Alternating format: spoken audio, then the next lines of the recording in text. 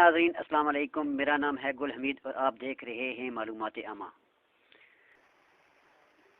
ناظرین، آج کی ویڈیو میں ہم آپ کو سلطنت عثمانیہ کے بانی عثمان غازی کے بارے میں بتائیں گے،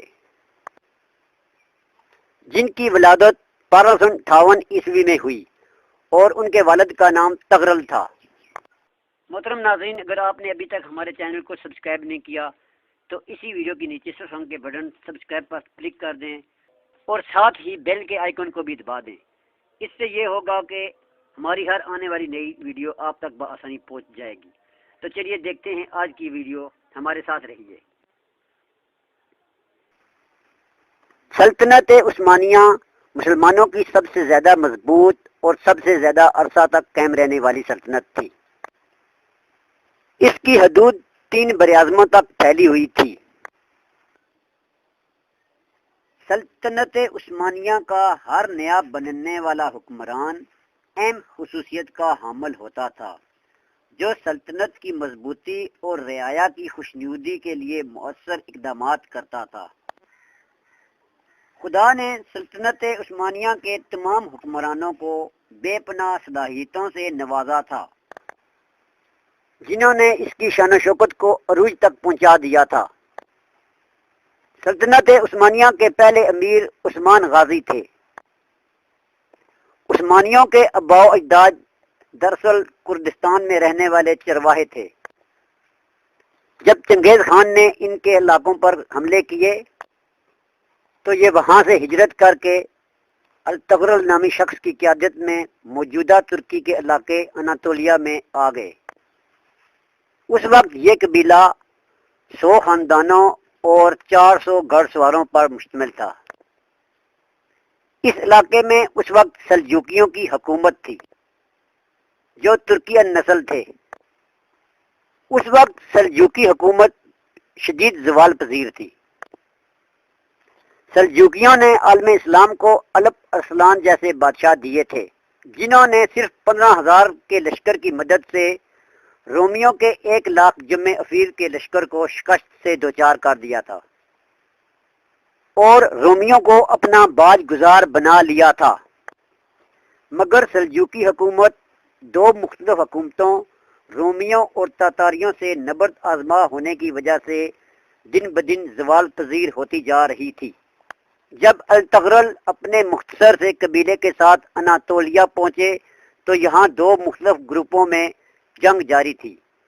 ایک طرف رومیوں کا لشکر جرار تھا تو دوسری طرف سلجوکیوں کی مختصر سی فوج تھی۔ التغرل چونکہ فطرتاً ایک بہادر انسان تھا، اس نے کمزور اور چھوٹے گروہ کا ساتھ دیا۔ قسمت اس کے ساتھ تھی، اس لیے فتح نے ان کے قدم چومے۔ سلجوکی فرما روا سلطان علاء الدین نے التغرل کی بہادری اور ساتھ دینے کی بدولت تحفہ کے طور پر اس کے قبیلے کو اناطولیہ کی مغربی سرحدوں پر جاگیر سے نوازا۔ اس طرح سلطان علاء الدین کو بھی ایک طاقتور رفیق مل گیا۔ جب سلجوکیوں کی طاقت منتشر ہونے لگی تو اس کے کئی امیروں نے خود مختاری کا اعلان کر دیا،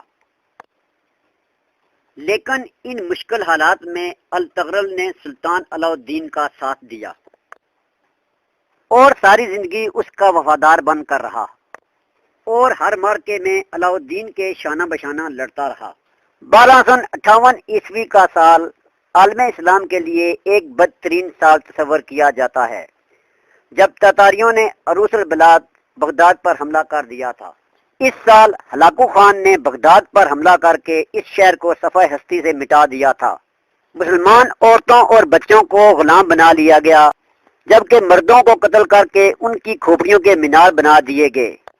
علوم و فنون کے مراکز تباہ کر دیے گئے۔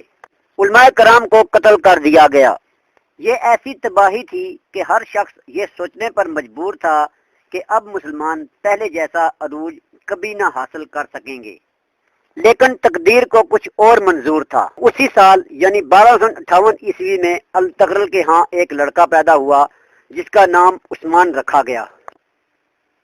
مستقبل میں اس لڑکے کی نسل سے ایک ایسی قوت تشکیل پانی تھی کہ جس کا مقابلہ کرنے کی طاقت ایشیا، یورپ، حتیٰ کہ دنیا کی کسی فوج میں نہیں تھی۔ عثمان آداب و اخلاق اور ذہانت میں اپنے باپ التغرل سے کسی صورت کم نہ تھا۔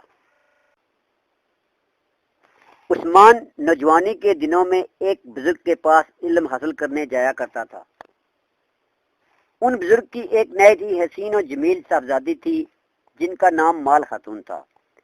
جب عثمان نے مال خاتون کو دیکھا تو اس پر فدا ہو گیا۔ خلیفہ عثمان غازی نے ان بزرگ سے کہا کہ وہ آپ کی بیٹی سے شادی کرنا چاہتا ہے۔ وہ بزرگ چونکہ نہایت غریب اور درویش قسم کے انسان تھے اور عثمان کا تعلق ایک امیر گھرانے سے تھا، اس لیے انہوں نے عثمان کو انکار کر دیا۔ مال خاتون حسین و جمیل ہونے کے علاوہ علمی طور پر بھی نہایت ذہین لڑکی تھی، اس لیے اس کے والد سے بیشتر سرداروں نے یہ خواہش ظاہر کی کہ وہ ان کی بیٹی سے شادی کرنا چاہتے ہیں، مگر ان بزرگوں نے ان سب سرداروں کو صاف انکار کر دیا۔ خلیفہ عثمان غازی نے ایک رات یہ خواب دیکھا کہ ایک چاند حلال کی صورت میں اس کے بزرگ استاد کے سینے سے نکلا اور عثمان کے سینے میں داخل ہو گیا۔ اس کے بعد اس کے پہلو سے ایک درخت نمودار ہوا جو بڑھتا ہی چلا گیا۔ وہ درخت اس قدر بڑھا کہ اس کی شاخیں بحر و بر پر چھا گئیں۔ اس درخت کی جڑ سے دنیا کے 4 بڑے دریا دجلہ، فرات، نیل اور ڈینو بہ رہے تھے، اور 4 بڑے پہاڑ کو کاف، کو بلکان، کو طور اور کو اطلس اس کو سنبھالے ہوئے تھے۔ اچانک ایک ہوا چلی اور اس درخت کی پتیاں ایک عظیم الشان شہر کی جانب چلی جو کہ 2 بر اعظموں اور سمندر پر واقع تھا اور ایک چھاپ کی مانند دکھائی دے رہا تھا۔ خلیفہ عثمان غازی اس چھاپ کو پہننے ہی والا تھا کہ اس کی آنکھ کھل گئی۔ جب عثمان غازی نے اپنا یہ خواب اپنے اس ہی استاد کو سنایا جن سے وہ علم حاصل کرنے جایا کرتا تھا، اس کا استاد بڑا دور اندیش انسان تھا۔ وہ خواب سن کر غازی کے مستقبل کے اچھے حالات کو بھانپ گیا اور اپنی بیٹی مال خاتون کی عثمان سے شادی کرنے پر راضی ہو گیا۔ اس وقت عثمان سلجوقی فرمان روا سلطان علاء الدین کے دربار میں ایک جاگیردار کی حیثیت رکھتا تھا، لیکن 1300 عیسوی میں تاتاریوں نے سلجوقی سلطنت پر اس قدر شدید حملے کیے کہ سلجوقی سلطنت کا نام و نشان ہی مٹ گیا اور سلطان علاء الدین تاتاریوں کے ہاتھوں مارا گیا۔ اب عثمان مکمل طور پر خود مختار ہو گیا اور مکمل طور پر اپنی اس چھوٹی سی سلطنت کے انتظامی امور میں دلچسپی لینے لگا اور جنگ و جدال سے کنارہ کشی اختیار کرتا رہا، کیونکہ یہ اس کی نئی سلطنت کی نئی شروعات تھی۔ وہ اپنی رحم دلی اور انصاف پسندی کی بدولت کفار و مسلم دونوں میں یکساں مقبول ہو گیا۔ البتہ دوسرے ترک سرداروں نے اس کی خاموشی کو اس کی کمزوری سمجھا اور رومیوں کے ساتھ مل کر اس پر حملہ آور ہوئے۔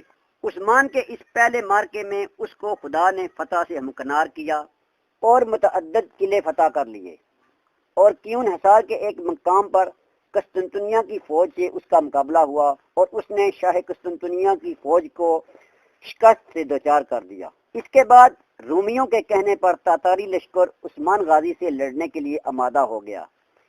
اس جنگ کے لیے عثمان غازی نے اپنے بیٹے اورحان غازی کو روانہ کیا، جس نے بڑی دلیری سے مقابلہ کرتے ہوئے تاتاری لشکر کو بڑی عبرت ناک شکست دی۔